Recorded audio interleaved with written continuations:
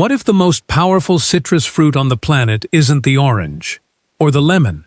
What if for 3,000 years, Jewish people have carried a fruit with more healing power than 10 oranges combined, and almost nobody in the West has ever tasted it? Most people think citrus health stops at vitamin C. They squeeze lemons, peel oranges, pay too much for grapefruit juice. Meanwhile, a fruit named in the Bible sits forgotten, hand-carried by Jewish families across continents for 3,000 years, prescribed as medicine by ancient physicians, completely unknown to the modern world. Science is just now catching up to what those healers already knew. Today I'll show you exactly what this fruit is, why it was sacred enough to shape an entire religious tradition, and what it can do for your body that no orange ever could. Today I'm showing you what this fruit is, where it comes from, why Jewish communities carried it through centuries of exile. I'm showing you what modern clinical research now says about its power to heal, and how to actually use it, the way ancient healers did. Not just read about it, stick around. Later in this video, I'll tell you something that will change how you see this fruit forever. Laboratory studies have shown the essential oil pressed from its skin can penetrate cancer cell membranes in a way most pharmaceutical compounds cannot replicate. Let that sit for a second. And the rabbis of the Talmud, writing over 1,000 years before modern medicine, were already prescribing it for the exact conditions science is now testing it against. This isn't folklore dressed up as science. This is science finally catching up to a tradition that never stopped paying attention. One question before we get into this. If you found a fruit Jewish healers carried for 3,000 years, one modern oncologist is now studying, with compounds found nowhere else in the citrus family, would you want to know about it every week? Because that's what this channel does. Every week, I bring you the ancient foods and forgotten remedies, the Bible and Jewish tradition preserved for centuries, and show you exactly what modern science now says about why they worked. This is Nature Heals. If that's the knowledge you want delivered to you, subscribe and ring the bell right now. Because next week's video covers another fruit from this same tradition, one Maimonides specifically prescribed for heart weakness in the 12th century. Cardiologists today call it one of the most promising natural compounds for arterial health ever studied. You do not want to miss that one. Now, let's talk about this fruit, what it is, where it comes from, and why 3,000 years of Jewish tradition carried it across every exile, every border, every generation. The fruit is called the etrog. In English, citron. Citrus medica, the oldest cultivated citrus fruit on earth. Understand this first. The etrog is not a lemon, not a lime, not a hybrid of anything you already know. It is the original, the ancestor. Botanists believe it's one of the 4 founding citrus species behind almost every citrus fruit alive today. The orange you ate this morning? Descended from this. The lemon in your water? Descended from this. The grapefruit, the lime, the mandarin, all trace back to a handful of ancient species, and the etrog is among the oldest. But Jewish communities didn't preserve it for botany. They preserved it because God told them to. Leviticus 23:40. And you shall take on the first day the fruit of splendid trees, branches of palm trees, and boughs of leafy trees, and willows of the brook. The rabbis of the Talmud identified that fruit of splendid trees as the etrog, the most beautiful, most fragrant, most prized citrus of the ancient world. Every year during Sukkot, the Feast of Tabernacles, Jewish men were commanded to hold this fruit and wave it in 6 directions: north, south, east, west, up, down. A declaration that God's presence fills every corner of creation. For the ritual to count, the etrog had to be perfect. No blemishes, no spots, no broken skin, no missing tip. So Jewish farmers got obsessed. They protected the fruits by hand, wrapped them in wool, built barriers around the trees. Without a name for it, they built the world's most meticulous heirloom cultivation program. And because of that obsession, The etrog never got hybridized, never bred for shelf life, never bred for shipping, never bred for mass yield. It stayed exactly what it was 3,000 years ago. That's extraordinarily rare, and it matters enormously for what's inside it. When biochemists finally analyzed the etrog, what they found surprised them.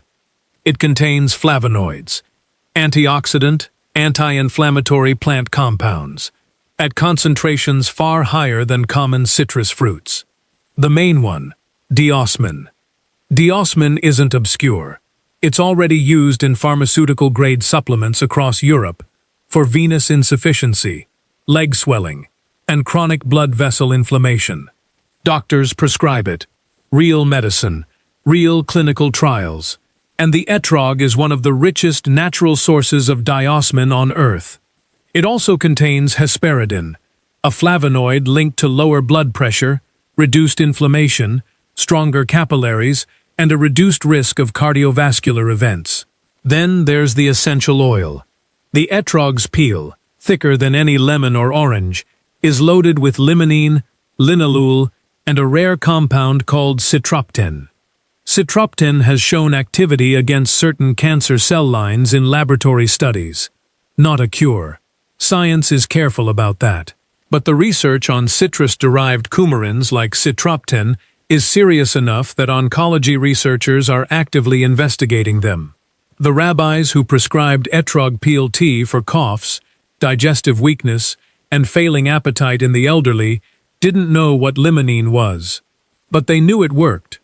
Moses Maimonides, 12th century rabbi, philosopher, personal physician to the Sultan of Egypt, wrote extensively about the etrog. He prescribed the peel, cooked with honey, for elderly patients with weak digestion and poor appetite. He recommended peel preparations for cough and chest congestion. He noted the fragrance alone calmed anxious patients. Modern aromatherapy research on citrus essential oils confirms it. Citrus scent compounds lower cortisol and anxiety markers in clinical settings. Maimonides wasn't guessing. He was observing. 800 years before anyone could prove it. Here's the detail that stops most people. As Jewish communities scattered across centuries of exile, Babylon, Persia, Rome, medieval Europe, North Africa, they carried the etrog with them. Not just the tradition, the actual trees. Jewish communities in Yemen maintained etrog orchards for over 2,000 years in near-total isolation. When Yemenite Jews immigrated to Israel in the 20th century, they brought their etrog varieties with them. Botanists found these Yemenite etrogs had stayed genetically stable for centuries. No hybridization, no contamination from modern breeding.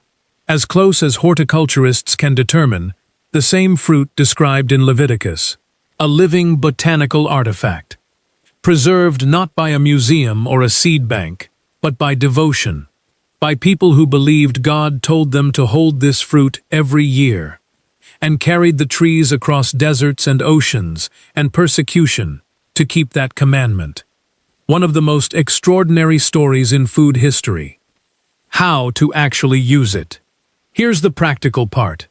The etrog isn't sitting next to the lemons at your supermarket, but it's findable, and every part of it is usable. The peel. Most of the medicinal compounds concentrate here. Dry it. Steep a small piece in hot water for 10 minutes.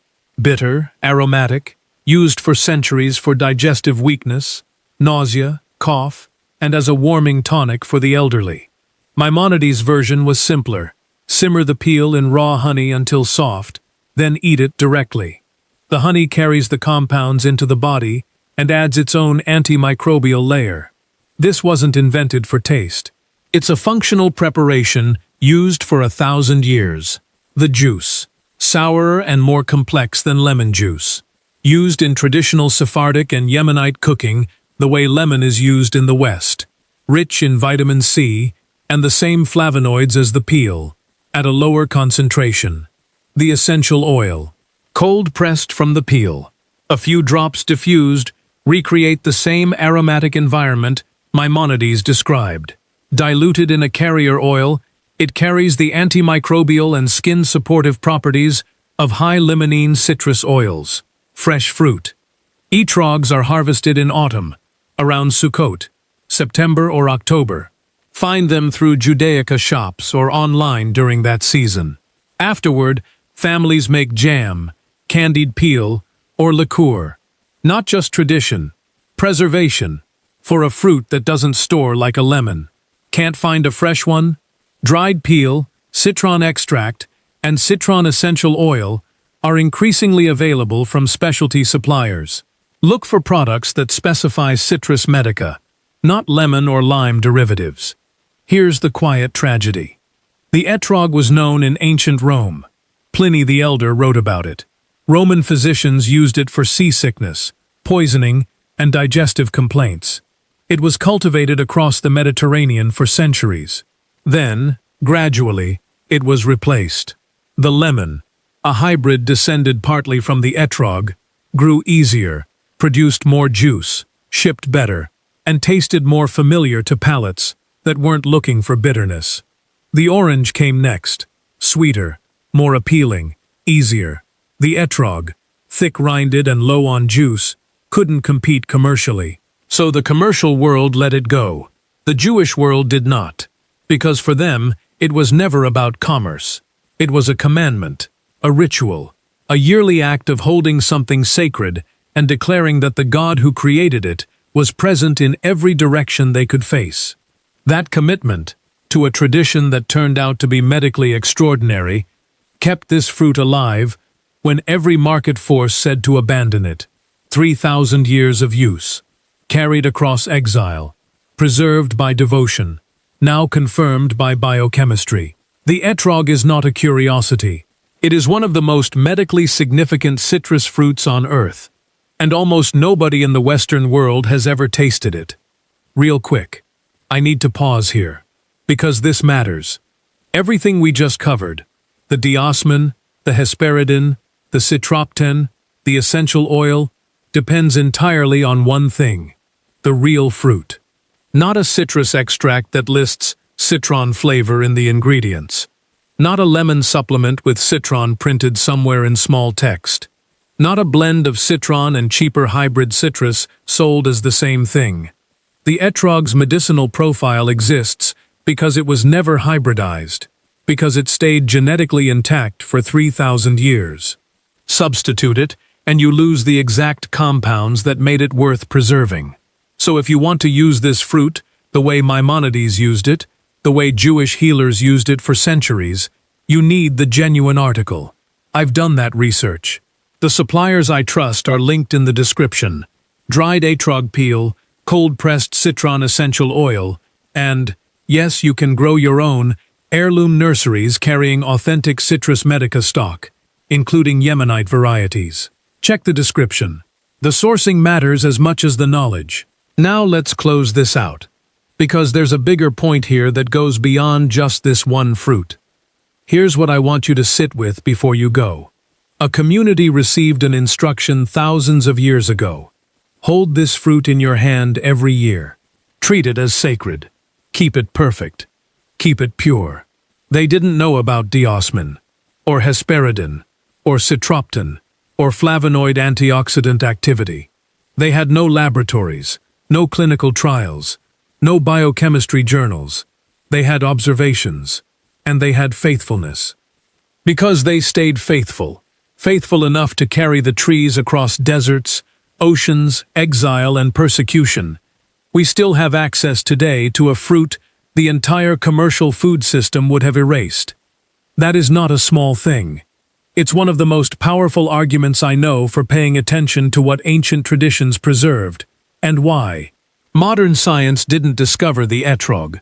It confirmed what Jewish healers already knew, what Maimonides already documented, what ordinary families already practiced every autumn when they held this fruit and said, "This matters." The people who wrote these texts and kept these commandments were not primitive. They were paying attention in a way we largely stopped, and the cost of that, measured in the foods we lost, the remedies we abandoned, the plants we let go extinct or hybridized into commercial shadows of themselves, is something we are only beginning to understand. This channel exists because I believe we can get some of it back. Not all of it, but enough to matter. Before you go, tell me, in the comments, had you ever heard of the etrog before this video, or tasted one? If you grew up with this fruit in a Jewish community, I want to hear from you. How did your family use it after Sukkot? What did your grandmother make with it? I read every comment.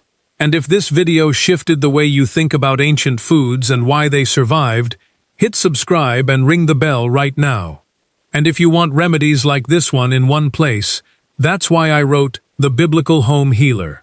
Check the description, link to get a direct access Libers.